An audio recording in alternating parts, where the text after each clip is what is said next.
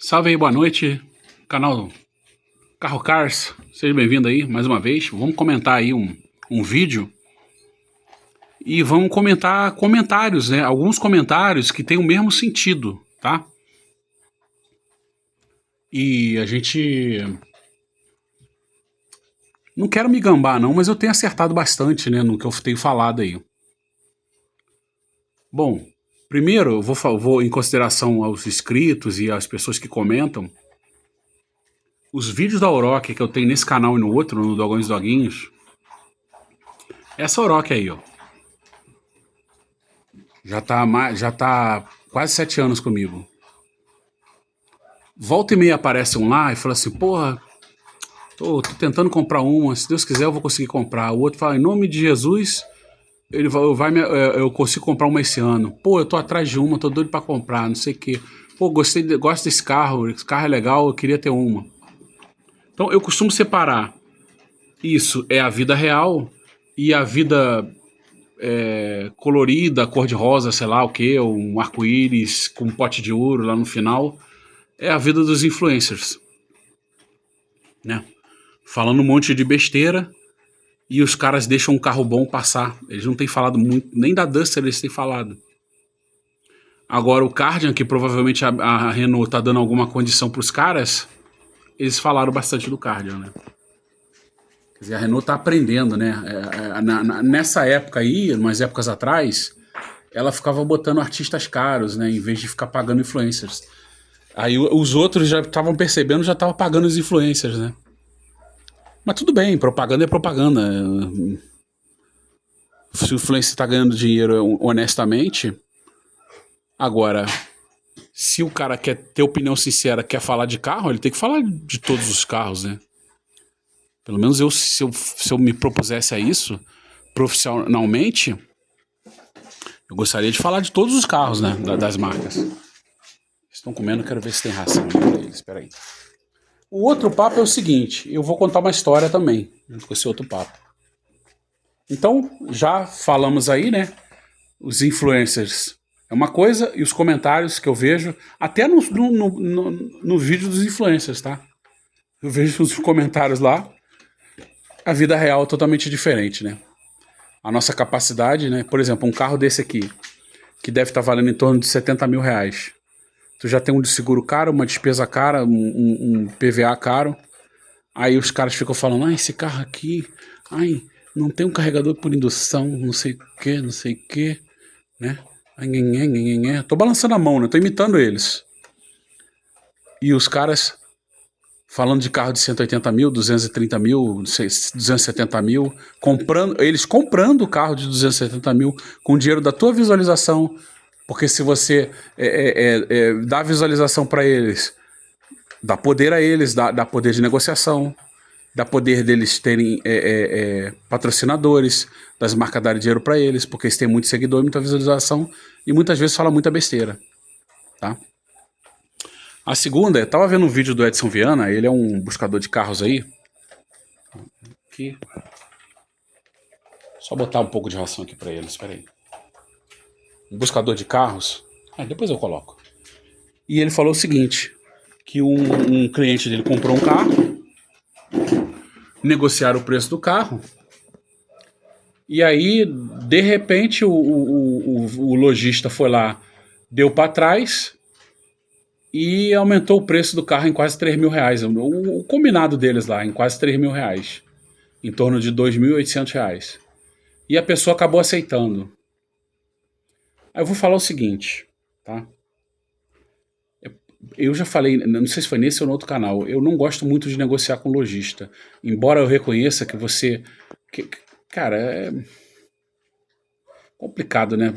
Você se aventurar a comprar carro de particular. Você tem que ir numa manha, tem que ir devagar, não pode se emocionar, entendeu? Você pode cair em algum golpe, certo? É muito difícil. Os golpes do lojista, eles já são mais conhecidos, né? Ele vai te vender um carro ruim, ele vai te enrolar na garantia e não sei o que, mas tu não vai perder, se tu perder, tu não vai perder todo o teu dinheiro, né? Ou não vai correr risco de comprar um carro roubado, receptação, né? Essas coisas todas. Mas eles têm os truques deles, né? A partir do momento que o cara fez lá o laudo do carro e que o carro era bom, muito bom, o lojista quis cancelar o negócio e aumentou o preço. Que talvez ele não conseguisse com um terceiro, né? Chegar um terceiro lá e pagar o que o cara tá pagando. Mas como tá tão difícil achar um carro bom, o cara ele acabou aceitando as condições do lojista e pagou R$ 2.800 a mais no carro. É um dos últimos vídeos aí do Edson Viana aí. E ele tava meio bravo com a situação. Ele falou, ó, se dependesse de mim, você não ia pagar isso não. Mas enfim, quando você tá precisando de um carro e você acha um carro bom, a chance de você achar outro carro bom não é que ela é nula, mas ela vai levar tempo. E a chance de você achar um outro carro que não seja tão bom é muito grande. Certo? E aí eu vou contar uma história. Eu fui um cara até trabalhava aqui na obra. Aí ele falou, pô, queria comprar um Classic que tá lá numa loja tal. Eu fui lá ver pra ele, falou, eu vou te ajudar, vou lá ver. Eu fui ver o carro realmente assim, de longe ele era muito bonito, de perto também ele era bonito. Ele tinha um interior bonito, tinha uma pintura bonita, tava com os pneus bons, era um carrinho assim, filé com uma condição só. Do pouco que eu consegui ver, porque o cara também, aí eu vou dizer pra vocês, eu olhando o carro externamente, olhando o interior, foi ali onde eu comecei a ver, falei, porra, e o carro era, teoricamente ele era pouco rodado, acho que tava com 55 mil quilômetros. Então era um carro bom. Mas o que aconteceu com o carro? O carro tinha um reparo no teto, na porta atrás do motorista. Ali, não na porta, no teto, naquela região atrás do motorista ali. E o reparo, eu não sei se foi mal feito, né? Eu acredito que tenha sido mal feito. Ou eles não trocaram a folha do teto, não souberam acertar ela direitinho. Enfim, dava pra ver que o carro tinha sido reparado no teto. Aí eu olhei, cara, eu fiquei olhando, eu falei, não, mas esse carro não capotou, cara, senão ele não tinha só esse sinal. Ele ia ter mais alguma coisa. Tá muito estranho isso aqui. Eu deduzi que às vezes um galho de árvore caiu em cima do carro. Era o que eu tava achando que tinha acontecido com o carro. Eu chamei o lojista, falei, meu amigo, tal, bom, a gente consegue negociar o preço desse carro aqui, eu tô interessado e tal, mas ele tem esse serviço aqui de funilaria, não ficou muito bom.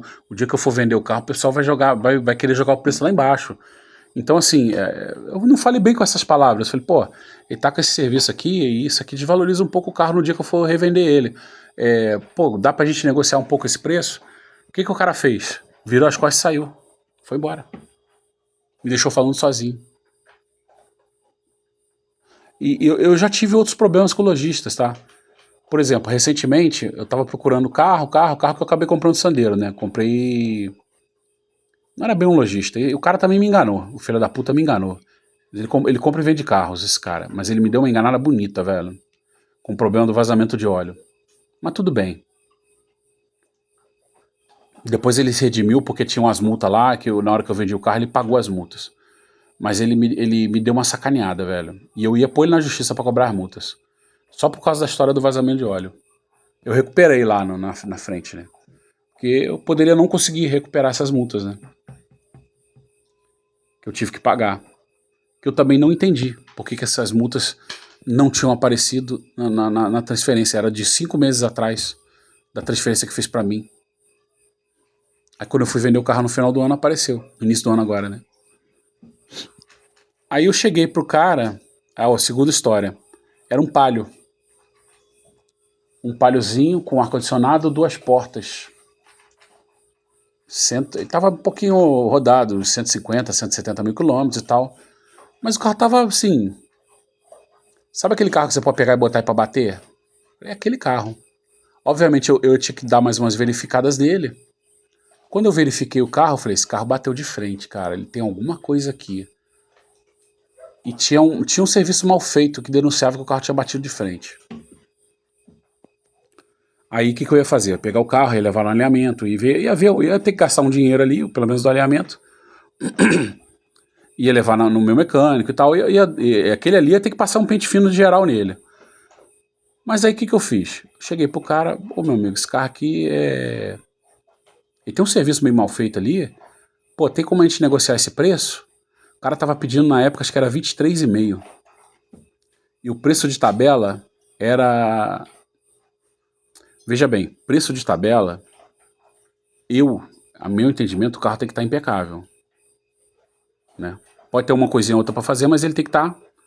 Então o preço de tabela dele acho que era 27, ele já estava 23,5. Falei, mas aquele carro com aquela batida na frente, de repente você nem consegue vender. Então, mas o preço ajeita tudo, né? E eu ia oferecer, sei lá, uns 20 para ele. Mediante, eu ia fazer umas vistorias no carro, ia tentar oferecer uns 20.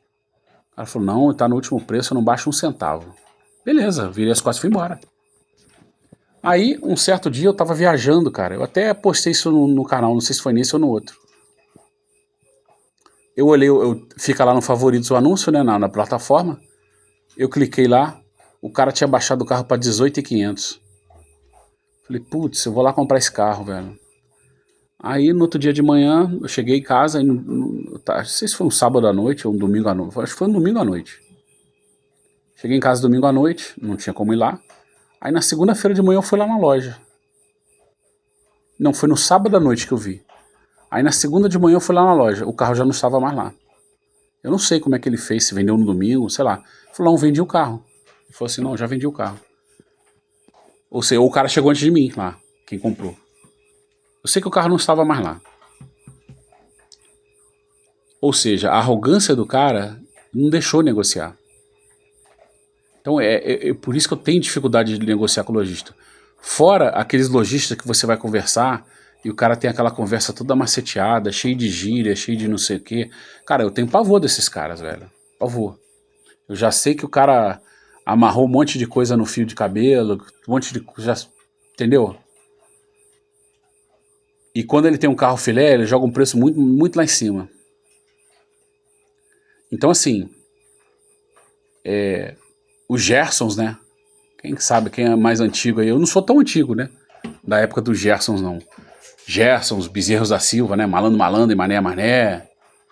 Né? Isso é cultural brasileiro. Não tô falando uma realidade, tá? Não tô querendo falar mal de ninguém, não. As propagandas do Gerson, né? E outras coisas, né? A gente encontra isso muito em várias áreas. E essa área de automotiva, lojistas, não sei se tem algum lojista vendo aí, mas infelizmente tem muito nisso na área do lojista. Os caras maceteados, os caras malandros, os caras tentam sempre te dar uma escalpeladinha e eles comigo eles não se criam, porque eu viro as costas, do mesmo jeito que um virou as costas e me deixou falando sozinho, eu também viro as costas e deixei ele falando sozinho. O cara do Classic, ele virou as costas porque sabia que ele ia vender aquele Classic, o que estava com problema no teto, para alguém desavisado que não ia pedir desconto para ele.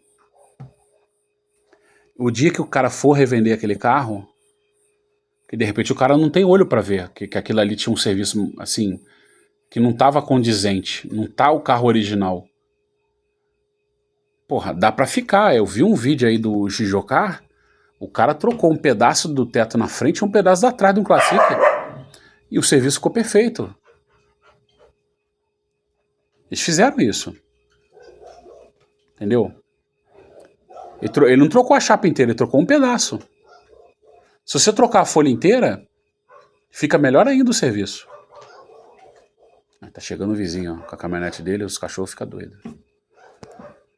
Então o cara, por saber que um desavisado vai comprar, e ele sabe que ele, quando pegou aquele carro, ele desvalorizou o carro, porque ele viu que o carro tinha um defeito no teto.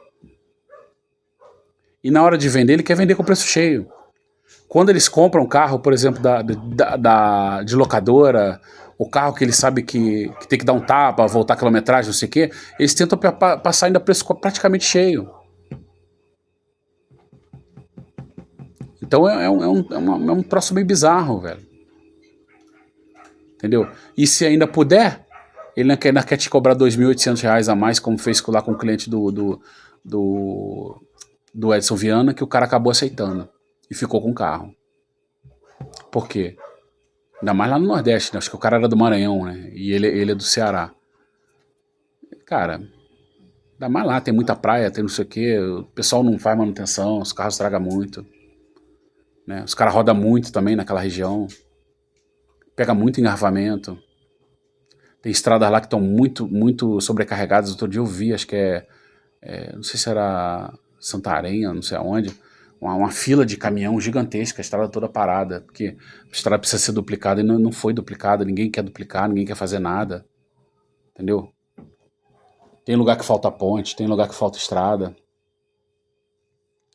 Então, quando o cara acha um carro que está na condição dele, e um carro bom, que ele sabe, pô, esse carro não vai me dar problema por muito tempo, o cara foi lá e pagou os R$ 2.800 a mais.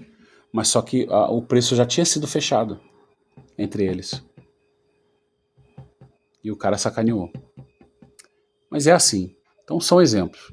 Então eu falei lá do mundo real e mundo dos influencers. O que eu vejo de comentário no meu canal e nos outros canais, eu entendo como não todos, né? Tem uns comentários dos aloados também. Mas os comentários de mundo real, tipo, entendendo que a Oroch é um carro bom, que é um carro mais em conta, embora não seja acessível, é caro. Eu acho caro. Muito caro. Mas perto dos outros que os aloados influencers ficam falando, ela é barata, por incrível que pareça. Hoje tu compra uma Oroch aí zero, se você chorar ou pegar a época da promoção, eu cheguei a ver a Oroch por 101 mil, 102 mil. Aquela Express, a mais barata. Que era a que eu queria comprar quando eu fui comprar essa, né? Eu só comprei porque essa tava com desconto do CNPJ, a outra foi uma gambiarra lá, ferrada da concessionária e me envolveu, eu acabei comprando essa. Porque o preço entre uma e outra não valia a pena, a diferença era muito pequena. E essa é a Dynamic, era a mais completa do motor 1.6. Que a 2.0 ainda tinha câmbio automático e outras coisas, não sei se tinha mais alguma coisa. Não sei se tinha ar digital, sei lá. Então é isso, pessoal. Então, mais um assunto sobre rodas, né? Lojistas, mundo real versus influência e malandragem do lojistas. Tá? Valeu!